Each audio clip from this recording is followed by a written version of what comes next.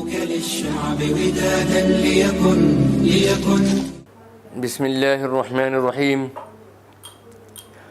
الحمد لله رب العالمين، نحمده ونستعينه ونستغفره ونؤمن به ونتوكل عليه، ونعوذ بالله من شرور أنفسنا ومن سيئات أعمالنا، من يهده الله فلا مضل له ومن يضلله فلا هادي له، ونشهد أن لا إله إلا الله وحده لا شريك له، ونشهد أن سيدنا ونبينا وحبيبنا ومولانا محمدًا عبده ورسوله صلى الله تعالى عليه وعلى آله وأصحابه وأزواجه وذرياته وجميع أهل بيته وبارك وسلم تسليما كثيرا كثيرا. أما بعد، فأعوذ بالله من الشيطان الرجيم. بسم الله الرحمن الرحيم. رب زدني علما وألحقني بالصالحين. رب اشرح لي صدري ويسر لي أمري واحلل عقدة من لساني يفقه قولي. صدق الله العظيم. اللهم إني أسألك بأنك أنت الله لا إله إلا أنت الأحد الصمد الذي لم يلد ولم يولد ولم يكن له كفوا أحد. بزرگان محترم، برادران عزیز، سلسلے کے مخلصین اور ہماری قابل احترام مائیں بہنیں اور عزیز بچیاں، آج کے ہمارے خطبے کا جو خصوصی موضوع ہے وہ ہے گناہ اور اس کے اثرات. میرا عزیزوں اور دوستوں، حضرت سیدنا عبداللہ ابن عمرو رضی اللہ تعالی عنہ سے مروی ہے کہ رسول اللہ صلی اللہ تعالی علیہ وسلم نے فرمایا، جب قیامت قریب ہوگی تو اس وقت نیک اور صالح لوگوں کی قدر نہیں کی جائے گی، بلکہ شرارتی قسم کے لوگوں کی تعظیم ہوگی. باتیں زیادہ کی جائیں گی مگر عمل کم ہوگا، اور لوگ کتاب اللہ کو چھوڑ کر کثرت سے ناول پڑھیں گے. ان میں کوئی ان سے نفرت کرنے والا نہ ہوگا.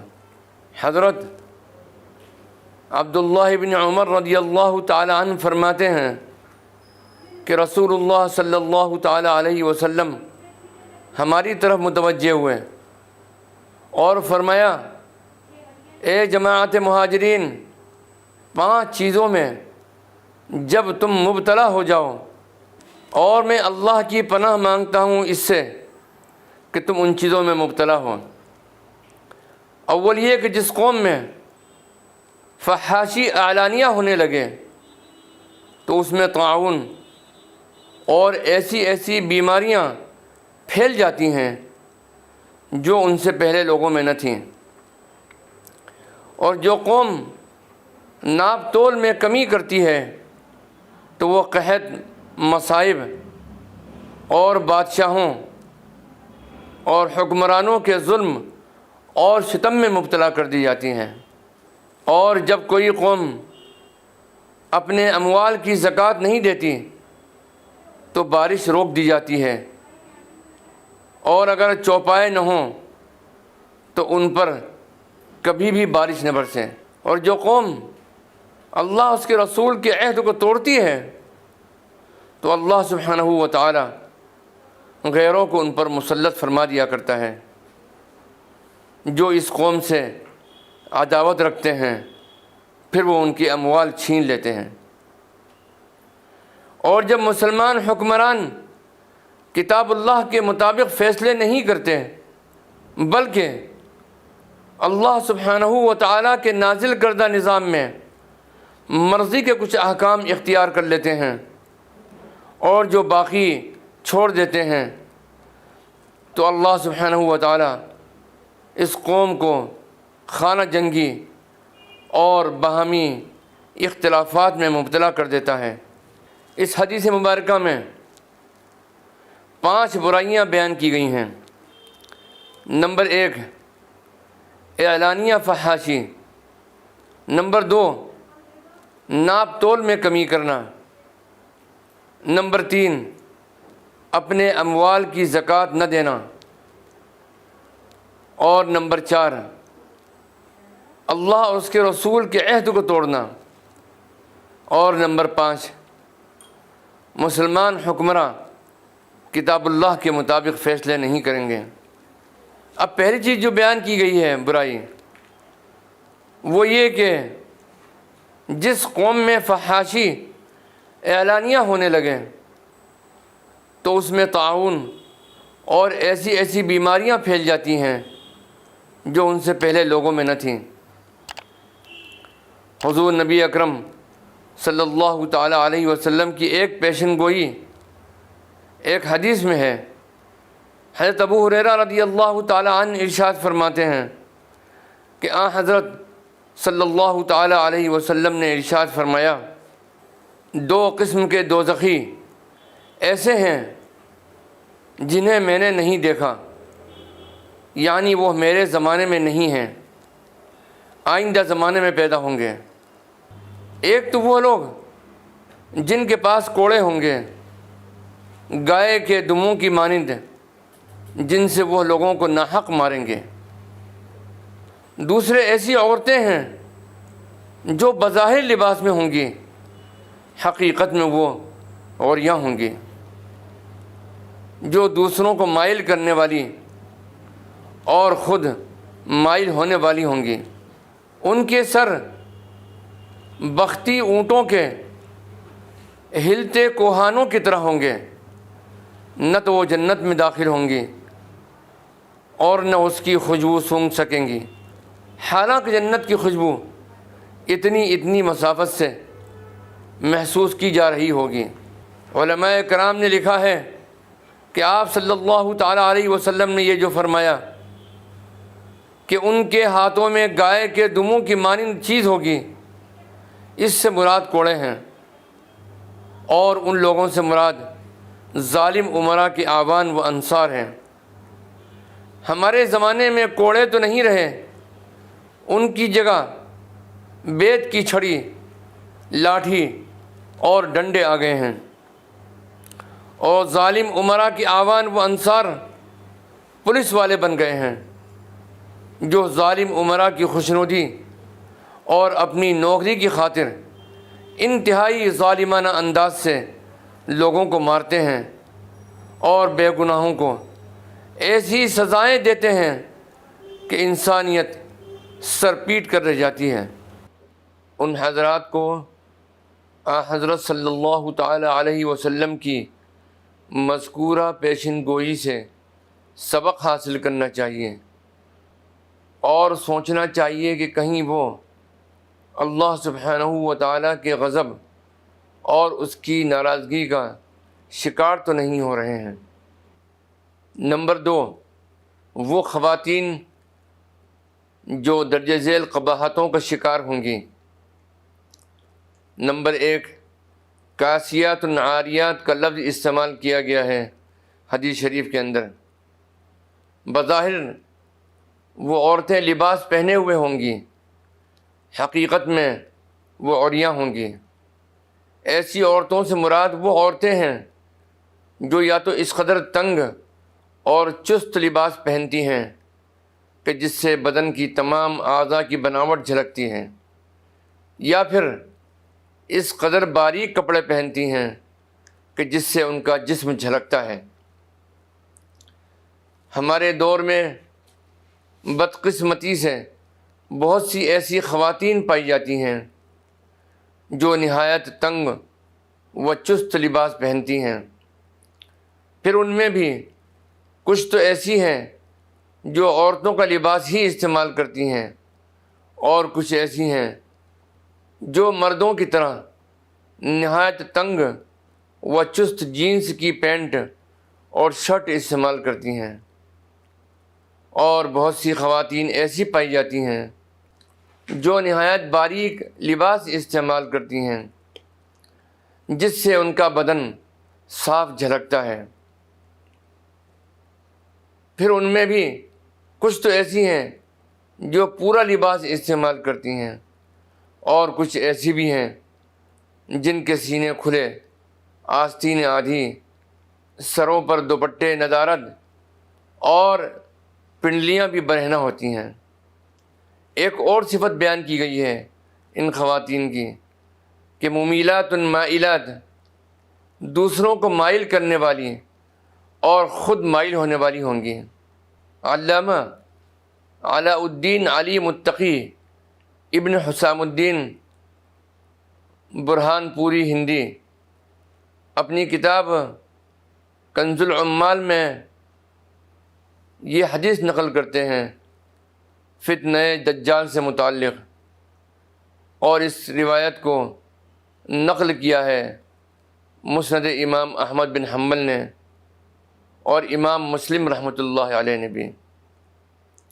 وہ یہ حضرت آدم علیہ السلام کی پیدائش سے قیامت تک دجال سے بڑھ کر کوئی حادثہ نہیں۔ فتنہ دجال عورتوں کو سب سے زیادہ متاثر کرے گا۔ معلوم ہوا کہ دوسروں کو اپنے خیالات سے متاثر کرنے کی غیر معمولی صلاحیت اور مہارت اس میں پائی جاتی ہے، اور آج ہم دیکھتے ہیں کہ نجومیوں اور شعبدہ بازوں کے چکر میں پھنسنے والی زیادہ تر عورتیں ہی ہوا کرتی ہیں۔ تو معلوم ہوا کہ جب اس میں یہ صلاحیت پائی جائے گی تو مردوں سے آگے بڑھ کر عورتوں کو متاثر کرے گا۔ حدیث مبارکہ کے الفاظ یہ ہیں، اس کے اکثر پیروکار یہودی عورتیں اور دیہاتی ہوں گی۔ اس روایت کو امام طبرانی رحمۃ اللہ علیہ نے بھی ذکر کیا ہے حضرت اسماء بنت عزیز سے۔ ایک اور روایت ہے کہ دجال مرقنات کی دلدی زمین سے نکلے گا، اس کی طرف زیادہ نکلنے والے لوگ عورتیں ہوں گی، یہاں تک کہ آدمی لوٹے گا تو اپنے دوست، ماں، بیٹی، بہن اور پھوپھی کو مضبوطی سے باندھ دے گا کہ کہیں اس کی طرف نہ چل دیں۔ پھر اللہ سبحانہ و تعالی اس کو مسلمانوں پر مسلط کر دے گا، جو اسے اور اس کی جماعت کے لوگوں کو قتل کروا دیں گے، اور یہ حال ہوگا کہ یہودی درخت یا پتھر کے پیچھے چھپے گا، اے مسلم، یہ میرے نیچے یہودی ہے۔ اس روایت کو نقل کیا ہے احمد بن حنبل رحمۃ اللہ علیہ نے اپنی مسند میں، اور امام طبرانی رحمۃ اللہ علیہ نے۔ ایک اور حدیث مبارکہ میں عورتوں کو شیطان کے جال قرار دیا گیا ہے۔ فرمایا گیا، النساء حبائل الشیطان، یہ مشکات شریف کی حدیث ہے۔ جب یہ عورتیں بے پردگی، نیم عریانی لباس، جہالت، گانے ناچ اور رسوم رواج کی وجہ سے شیطان کا جال ہے کہ ان کے ذریعے وہ لوگوں کو پھنساتا ہے، تو دجال تو ان کو خوب استعمال کرے گا۔ ایک اور روایت جو کہ حضرت ابو ہریرہ رضی اللہ تعالی عنہ سے مروی ہے، جس میں 99 بیماریوں کی دوا بتائی گئی ہے۔ عن ابی ہریرہ رضی اللہ تعالی عنہ عن رسول اللہ صلی اللہ علیہ وسلم قال من قال لا حول ولا قوة الا بالله كان دواء من 99 داء ایسرها الہم۔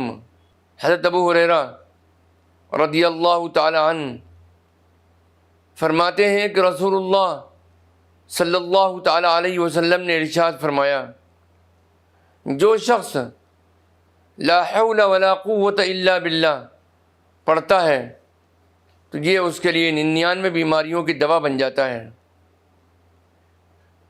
جس میں سب سے کم درجے کی بیماری غم ہے، اوپر مذکورہ حدیث میں جو بیماریاں اور جو برائیاں قوم کے اندر بتائی گئی تھیں، ان میں دوسری بیماری کیا تھی؟ وہ یہ کہ جو قوم ناپ تول میں کمی کرتی ہے تو وہ قحط اور مصائب اور بادشاہوں یعنی حکمرانوں کے ظلم اور ستم میں مبتلا کر دی جاتی ہے۔ ناپ تول میں کمی اور اس کا وبال کیا ہے؟ میرے عزیزوں اور دوستوں، سودا ہو جانے کے بعد ناپ تول میں کمی بیشی کرنا یہ گناہ کبیرہ ہے۔ اسی گناہ کے سبب سابقہ امتوں میں سے کئی امتوں پر قہر الہی نازل ہوا تھا۔ ارشاد باری تعالی ہے، سورہ رحمان کی آیت ہے، اعوذ باللہ من الشیطان الرجیم، بسم اللہ الرحمن الرحیم، والسماء رفعها ووضع الميزان ألا تطغوا في الميزان وأقيموا الوزن بالقسط ولا تخسروا الميزان۔ اللہ سبحانہ و تعالی سورہ رحمان کی 7، 8 اور 9 آیت میں ارشاد فرماتے ہیں، اور اسی نے آسمان کو اونچا کیا اور اسی نے دنیا میں ترازو رکھ دی تاکہ تم تولنے میں کمی بیشی نہ کرو، اور انصاف کے ساتھ وزن کو ٹھیک رکھو اور تول کو گھٹاؤ مت۔ میزان کے صحیح استعمال کا جو حکم قرآن کریم کی ان آیات میں آیا ہے، ان سب کا خلاصہ عدل و انصاف قائم کرنا ہے اور کسی کی حق تلفی اور ظلم زیادتی سے بچانا ہے۔ چونکہ آسمان و زمین کی تخلیق کا اصل مقصد دنیا میں عدل و انصاف کا قیام ہے، اور امن و امان بھی عدل و انصاف ہی کے ساتھ قائم رہ سکتا ہے، ورنہ فساد ہی فساد ہوگا۔ میزان کے معنی میں ہر وہ آلہ داخل ہے جس سے کسی چیز کی مقدار متعین کی جائے، خواہ وہ 2 پلے والی ترازو ہو یا ناپنے کی کوئی مشین۔ حضرت عبداللہ ابن عباس رضی اللہ تعالی عنہ فرماتے ہیں کہ نبی اکرم صلی اللہ تعالی علیہ وسلم جب مدینہ منورہ تشریف لائے تو یہاں کے لوگ ناپ تول میں سب سے برے تھے۔ جب اللہ تعالیٰ نے یہ آیت نازل فرمائی کہ ہلاکت ہے ناپ تول میں کمی کرنے والوں کے لیے، تو اس کے بعد انہوں نے ناپ تول اچھا کر دیا۔ سورۃ المطففین کی آیت ہے، وَيْلٌ لِّلْمُطَفِّفِينَ، اور ہلاکت ہے کمی کرنے والوں کے لیے۔ ویل کے معنی ہے تباہی اور بربادی کے، اور ہلاکت کے بھی، اور یہ جہنم کی ایک وادی کا نام بھی ہے۔ اور تف لغوی اعتبار سے حقیر چیز کو کہا جاتا ہے۔ اسی معنی میں یہ لفظ کم تولنے یا کم ناپنے کے مفہوم میں بھی استعمال ہوتا ہے۔ مطفف وہ ہے جو حقدار کو اس کا پورا حق نہیں دیتا بلکہ اس میں کمی کر دیتا ہے۔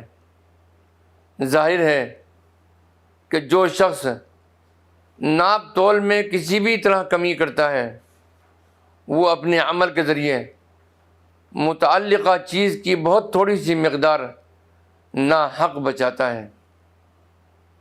اس کے باوجود اسے یہ احساس نہیں ہوتا کہ وہ اتنی حقیر چیز کے لیے اپنا ایمان فروخت کر رہا ہے۔ اس آیت مبارکہ میں کم تولنے یا کم ناپنے والوں کو آخرت میں بربادی اور جہنم کی خبر سنائی گئی ہے۔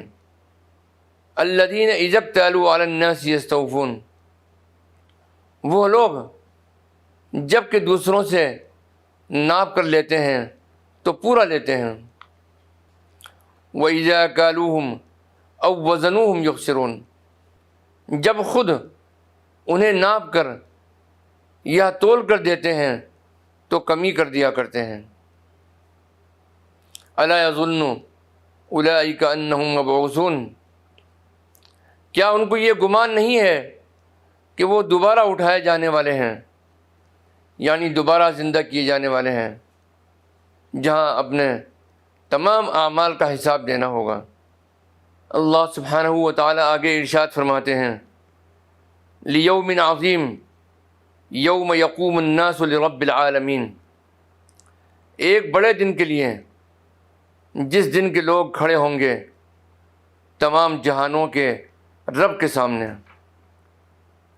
تو میرے عزیزوں اور دوستوں، ناپ تول میں کمی کرتے ہوئے ہاتھ کو ہلکی سی جنبش دینا بظاہر تو ایک معمولی سا عمل معلوم ہوتا ہے، لیکن اس حرکت سے ثابت ہوتا ہے کہ یا تو اس کا بعث بعد الموت پر یقین نہیں، یا پھر اسے اس کی پرواہ نہیں ہے کہ اللہ اسے دیکھ رہا ہے۔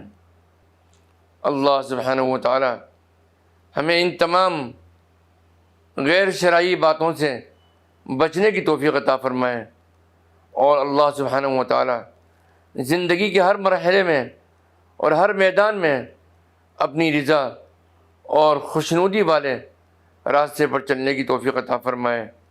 آمین ثم آمین یا رب العالمین، والصلاة والسلام علی النبی الکریم، والسلام علیکم ورحمۃ اللہ وبرکاتہ۔